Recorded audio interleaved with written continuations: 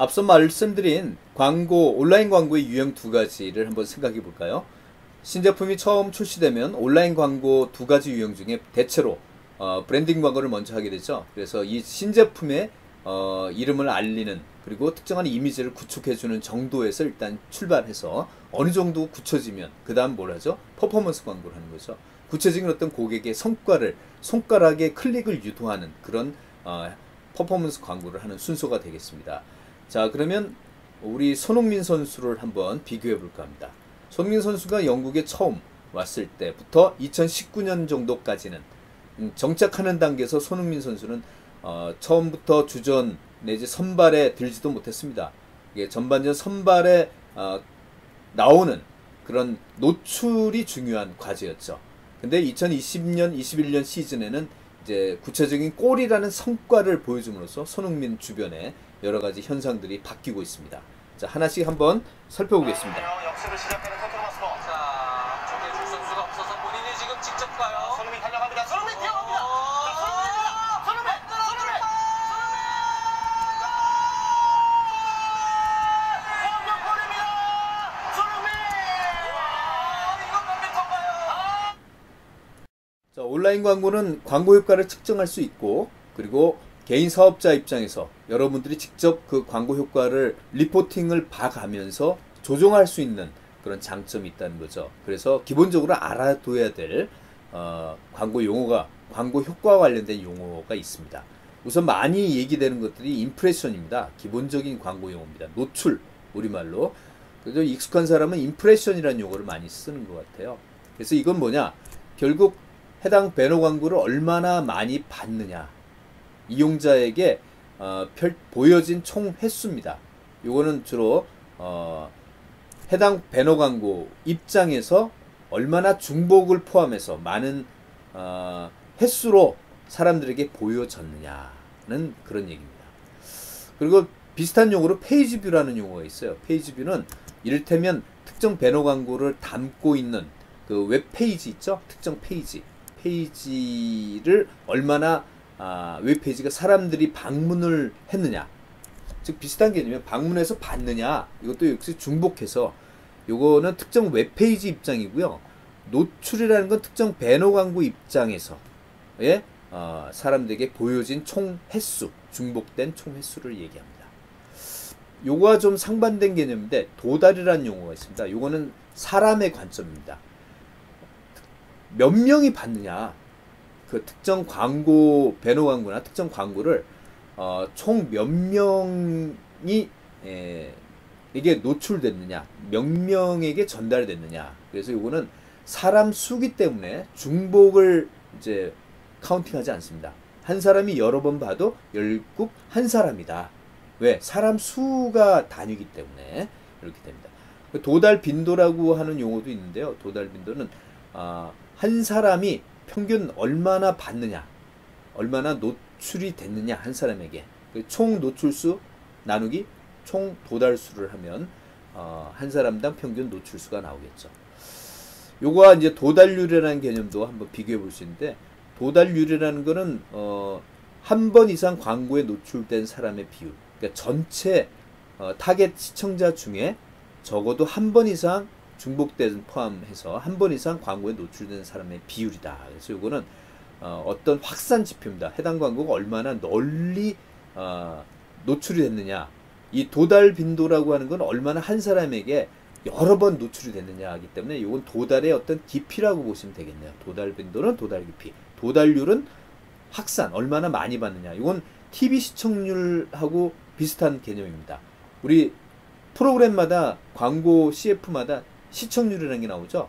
어떤 특정 프로그램의 TV 시청률이라는 거는 전체 가구 단위입니다. 사람 단위가 아니고 전체 가구 수 중에 몇 가구가 특정 드라마를 시청했느냐, 그의 비율이니까 결국 한 번 이상 그 TV 프로그램을 본 사람의 비율, 즉 도달률과 유사한 개념이죠.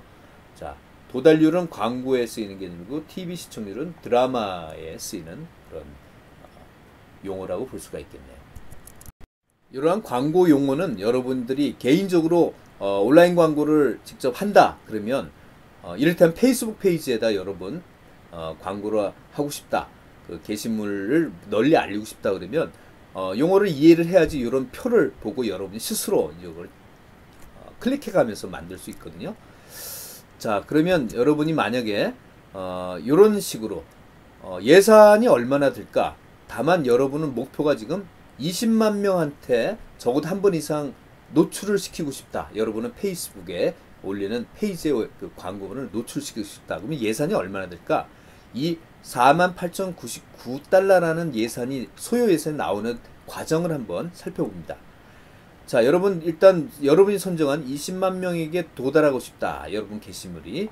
그러면 20만 명이 평균 빈도가 도달 빈도가 1.75다라는 거는 한 사람 평균 1.75회 정도의 노출이 된다는 그런 이제 얘기죠.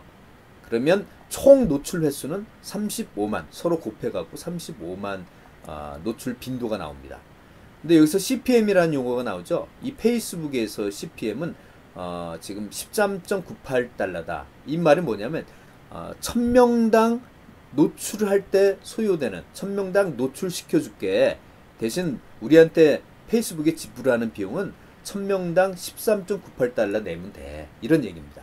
그럼 여러분은 바로 앞서 나온 35만 명 중에 1000을 나눈 350회 CPM을 노출을 시키기 위해서는 13.98을 곱한 총 4,899달러라는 이 예산이 소요되는구나. 20만 명에게 적어도 한 번 이상 노출되기 위해서 말이죠. 자, 이런 산술 과정에서 여러분이 이제 CPM이라는 용어는 나중에 다시 설명드리기로 하고 이 빈도라는 것들을 이해를 하셔야 됩니다. 도달도 알아두셔야 되겠고요. 자, 페이스북의 비즈니스 계정인 페이지에 여러분의 게시물을 한번 사람들에게 알리고 싶다라는 사례를 갖고 한번 살펴보겠습니다. 자, 결과표가 나와 있네요. 포스트 인사이트라는 리포팅을 이제 우리에게 제공해 주죠. 이 표에 보면 내가 지금 올린 그 게시물의 전체 팬 중에서 6.6%가 이제 도달률이 되는 거죠. 전체 내가 생각하는 팬 중에 6.6% 정도에게만 적어도 한 번 이상 내 게시물이 도달이 됐다. 노출이 됐다는 거죠. 이게 지금 138명으로 나오는 거죠. 138명의 전체 중에 6.6%다. 근데 이거는 페이지에 또 뭐 수많은 페이지에 홍보 게시물이 있겠죠. 여기는 약 13,000여 페이지 중에 평균 22.7%에 비해서는 6.6%가 굉장히 낮게 나타났죠. 네.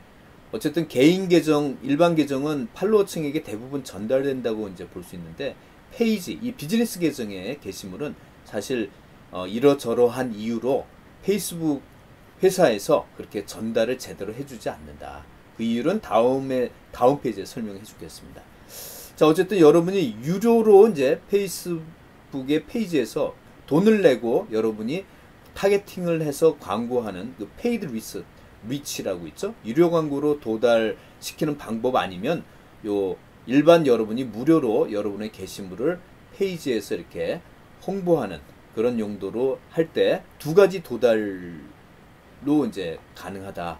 첫 번째는 페이스북 자체가 우리가 페이지에 올린 게시물을 그냥 기능적으로 이렇게 지원해 주는데 굉장히 성의 없게 해주죠. 6.6%라는 게 나오는 거 보면 생각보다 진심을 기울여서 다 이렇게 전체 팬들에게 다 보내주지 않는다. 그게 이제 올가닉 리서치입니다. 올가닉 리치라고 하죠. 페이스북이 기능적으로 기본적으로 지원해주는 도달 수. 대신 여기서 콘텐츠 게시물의 내용이 좋으면 이게 바이럴을 타서 공유나 댓글에 의해서 사람들에게 확산돼서 이제 도달되는 그 수까지 포함하면 이제 그거는 바이럴 리치다. 바이럴로 해서 도달되는 사람 수다. 이렇게 볼 수가 있습니다.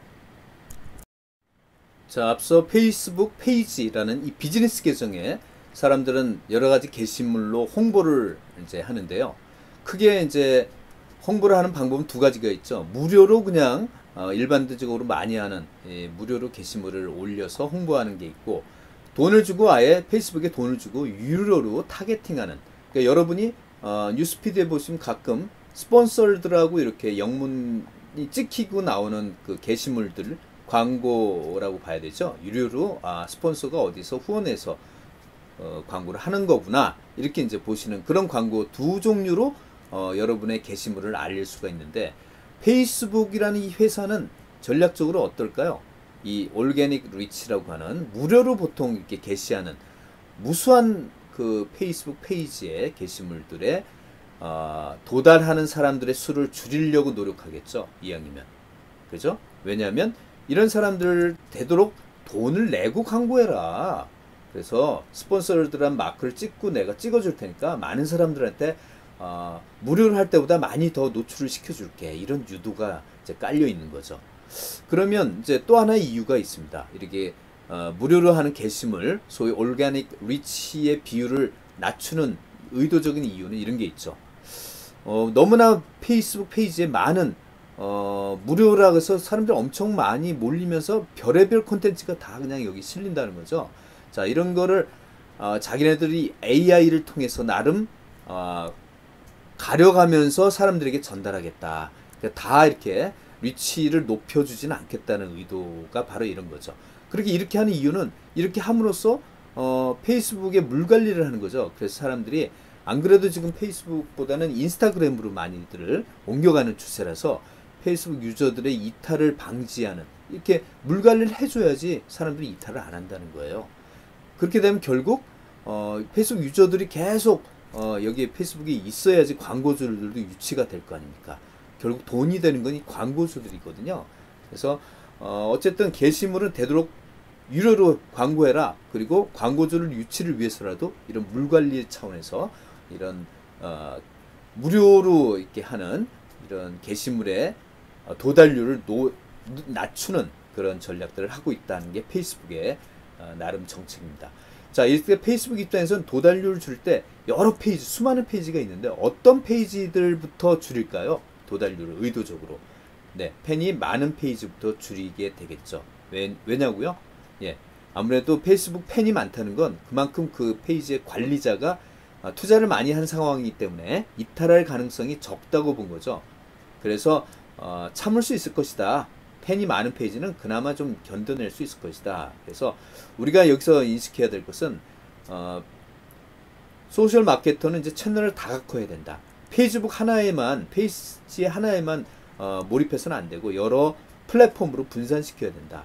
그리고 숫자 노름에서 조심해야 된다는 얘기죠. 팬이 많아질수록 유기적인 도달률, 이런 무료로 게시물을 올려서 할 때 도달률이 낮아진다는 걸 깨달아야 됩니다. 그래서 사람 모으는 거에 집중하지 말고 콘텐츠 자체에 집중해서 진성 고객을 확보하는데 노력해야 된다. 이런 시사점을 던져주네요. 아까 잠깐 말씀드렸죠. 노출 빈도라고 하는 이 프리퀀시는 한 명이 동일 광고에 중복돼서 얼마나 노출이 됐느냐, 어떤 도달의 깊이를 따지는 그런 개념입니다. 그러니까 계산을 하자면 총 노출수, 어떤 배너 광고의 총 노출수를 총 도달수로 나누면 인당 노출 평균 횟수가 나오겠죠.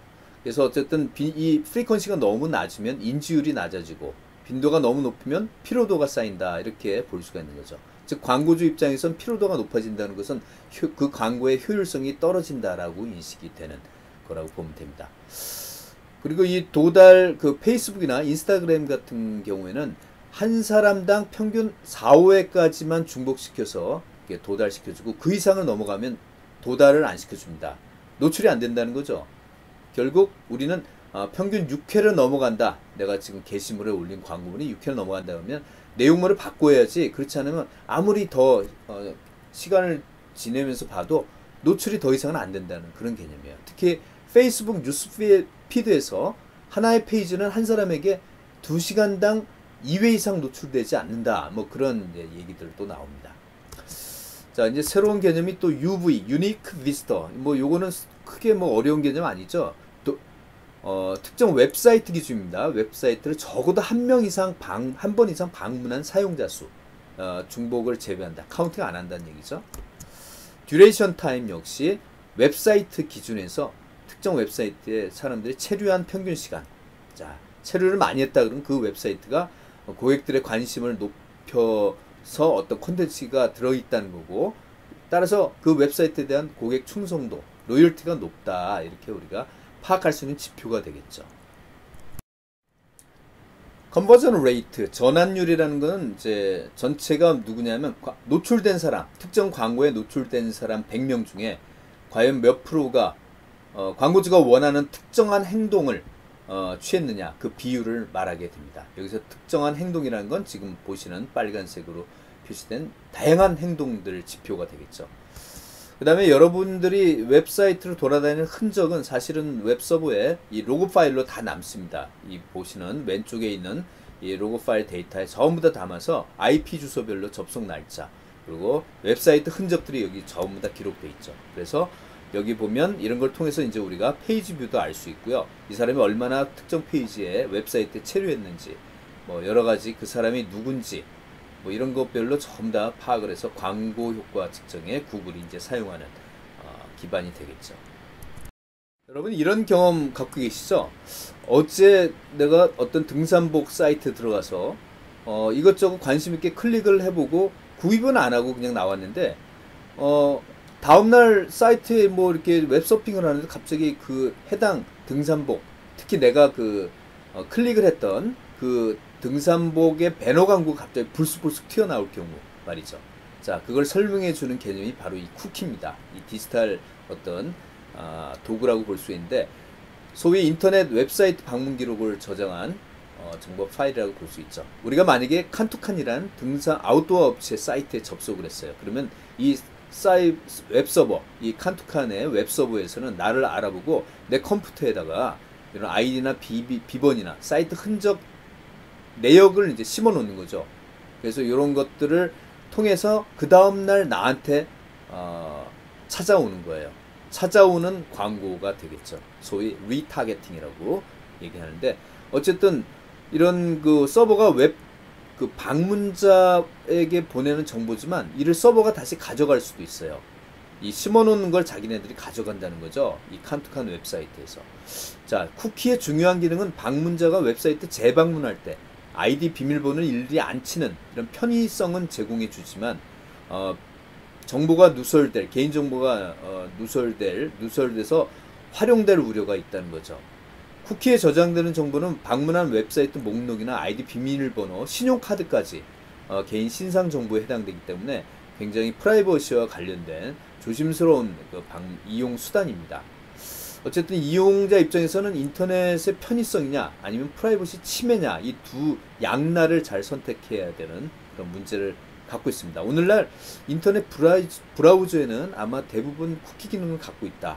그래서 이거를 디폴트를 설치해 놓고 우리가 사후적으로 아는 사람만이 이거를 이제 디폴트 아니게끔 제거해 놓는 별도의 조치를 안 하면 기본적으로 쿠키가 우리를 알아보고 이렇게 이용될 수가 있다. 그런 내용입니다. 지금까지는 광고 효과와 관련된 용어를 한번 살펴봤고요. 지금부터는 이제는 광고 비용이 어떻게 산정되느냐 이것도 대표적인 두 방식이 자리 잡고 있습니다. 지금은 이제 보다 효율적으로 우리가 산정할 수 있는 CPC 방식을 일반 개인 사업자들이 많이 활용하고 있는 편이죠. 자, CPM은 뭘까요? 전부 다 이 CPM과 CPC는 끝에 나오는 M이냐 C냐에 따라서 구조적으로 차이가 있습니다. CPM의 M은 뭐냐? 이게 밀레니엄인데 우리말로 하면 1000번의 임프레션당, 노출당 정액적으로 비용이 정해져 있는 거예요. 그래서 총 광고비는 결국 노출당 광고비 곱하기 1000으로 계산하면 결국 총 광고비로 산정이 된다. 그래서 광고 1000명이 아니에요. 1000번 임프레션 노출하는데 소요 비용이 얼마냐? 그게 바로 CPM 단가입니다. 자, 그래서 이 철학은 뭐냐?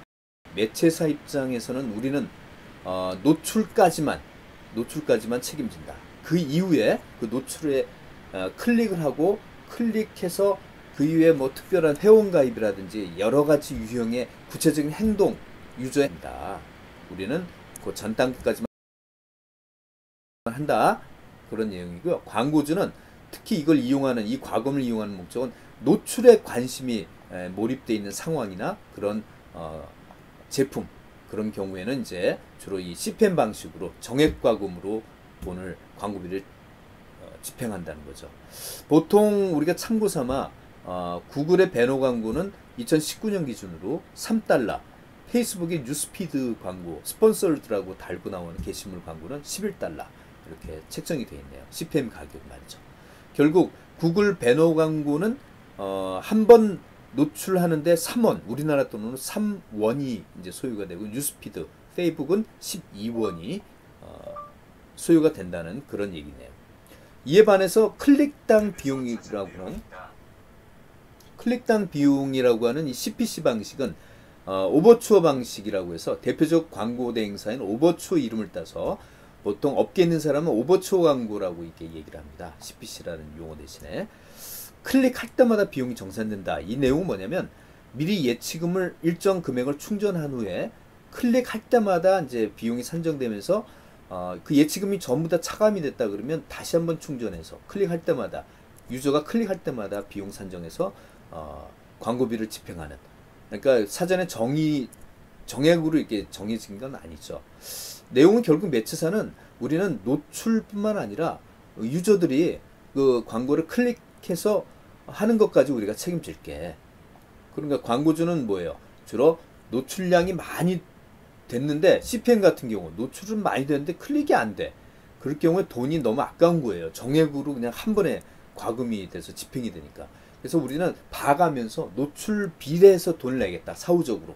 그럴 사람은 CPC 방식이 훨씬 낫다. 그래서 일반 사업자들이 이 네이버 파워링크 통해서 광고하는, 검색 광고하는 사람 경우에 이 CPC 광고 상품을 대부분 이용한다. 이렇게 보시면 되겠습니다. 보통 CPM보다 CPC를 이용하는 이유가 이렇게 5가지로 이제 살펴볼 수가 있습니다. CPM 광고가 뭔가 좀 한계가 있다는 거죠. 그 개인 사업자들 입장에서는. 어쨌든 사후적으로 고객이 유발한 트래픽에 대해서만 사후적으로 비용을 지불하겠다는 합리성이 반영되어 있는 그런 광고 집행 방식이죠. 그 다음에 광고 위치도 어떤 입찰을 통해서 원하는 위치에 돈만 있다면 상단에 언제든 광고 노출할 수 있는 자유도가 있다는 거. 그 다음에 여러 가지 키워드를 한꺼번에 이제 내가 등록만 하면 광고할 수 있다. 그런 것도 하나의 장점이죠. 타겟팅을 좀 구체화하고 테스트해 가면서 키워드를 포트폴리오 바꿔가면서 이렇게 탄력적으로 광고를 실행할 수가 있다. 어쨌든 CPM 방식은 키워드 추가할 때마다 광고 비용을 한꺼번에 지불하는 정액제이기 때문에 불편하겠죠. 그래서 광고비가 효과가 입증되지 않은 상태에서 한꺼번에 광고 비용 지불해야 하는 일종의 그 개인 사업자나 중소기업 입장에선 CPC가 훨씬 효율적인 방식이다.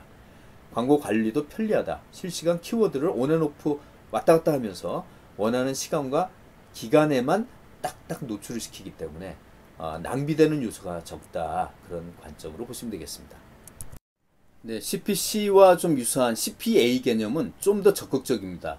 광고주에 대한 매체사 책임이요. 자, 이거는 클릭만 갖고는 안 되겠다. 광고주가 원하는 특정 행동까지 했을 때, 클릭한 이후에 회원가입을 했다든지 이벤트 참여를 했을 때까지 매체사가 책임지겠다. 그때 한 행동을 하나의 과금 비용으로 산정하는 방식. 그러니까 이거는 좀 더 광고주에게 좀 유리하겠죠. 대신 한 액션당 광고 비용은 좀 높을 수밖에 없겠습니다. 아까의 그 클릭당 비용보다는요. 어쨌든 매체사가 노출 플러스 클릭 플러스 최종 뭐 이벤트 참여나 회원 가입까지 하나를 딱 했을 때 우리는 거기에 대해서 비용을 정산하겠다, 받겠다 이런 거니까 굉장히 합리적이네요. 그리고 비용 정산은 보통 1개월 동안 발생한 행동 수를 계산해서 사후 정산하는 그런 방식입니다. 자, 이 밖에 여러분이 꼭 알았으면 도움이 되는 2가지 개념만 소개하고 마칠까 합니다. 여러분 어뷰징이라는 용어 들어보셨죠? 네, 어뷰징이라 하면 고의적으로 트래픽이나 어떤 클릭을 수를 높이려고 하는 부정적인 어떤 행위, 이런 것들이 우리나라에서는 네이버의 어떤 영향력이 굉장히 크기 때문에 이 네이버 상에는 다양한 어뷰징 형태가 있다. 그래서 네이버 측의 또 적극적인 대응도 우리가 주목을 하고 있죠. 그 다음에 랜딩 페이지라고 들어보신 분은 많이 아실 텐데요. 랜딩 페이지 뭘까요? 네, 우리 온라인 광고, 배너 광고 클릭하면 우리를 이끌고 어딘가 착륙시켜주는 우리가 보게 되는 첫 페이지가 바로 랜딩 페이지입니다. 자, 광고를 클릭했을 때 우리가 보게 되는 첫 번째 페이지는 대체로 보면 특정한 웹사이트, 광고주 사이트의 제품 상세 페이지라든지 그 웹페이지, 웹사이트의 어떤 이벤트 페이지에 도착을 시켜주더군요. 그 밖에 아마 특정 웹사이트가 아니라 이 광고를 위해서, 이벤트를 위해서 별도로 제작된 또 웹페이지에 우리를 안착시켜주는 그런 랜딩 페이지도 있습니다. 대부분 우리의 뭔가 수작업을 하도록 요구하죠. 예, 물론 이제 돈이라는 미끼, 금전적인 어떤 미끼를 주겠지만요.